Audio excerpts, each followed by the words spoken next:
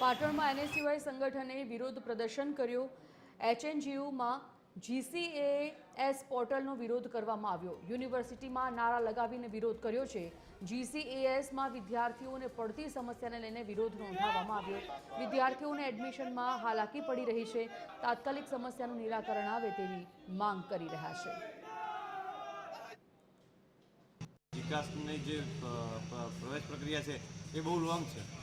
Something 2 થી 4 મહિના સુધી ચાલે। જ્યારે વિદ્યાર્થીઓને એડમિશન પ્રક્રિયામાંથી નેટ બહાર નીકળે છે તરત જ યુનિવર્સિટી દ્વારા પરિપત્રો કરવામાં છે। આવતીકાલે ઇન્ટરનલ એક્ઝામ છે, પછી કે એક્સટર્નલ એક્ઝામ છે, એટલે વિદ્યાર્થીઓ જે અભ્યાસ જ નથી કર્યો એ વિદ્યાર્થીઓ તો એક્ઝામ જ કઈ રીતે આપી શકે। તમારી એનએસયુની એક માંગણી હતી કે જીકાસ પોર્ટલથી એડમિશન કરો તો જલ્દી કરવામાં આવે। જીકાસમાંથી એક સ્પષ્ટ પરિપત્ર છે કે જે વિદ્યાર્થીઓનો જીકાસની અંદર રજિસ્ટ્રેશન થયેલું હોય એવાનું જ મેરિટ લિસ્ટ બનાવીને આપણે પ્રવેશ કરવાનો છે। એમની રજૂઆત છે પહેલાં અંદર અમે જે તે ઉપરના અધિકારી છે એમને જીકાસની અંદર મોકલી આપી છે અત્યારે જેમ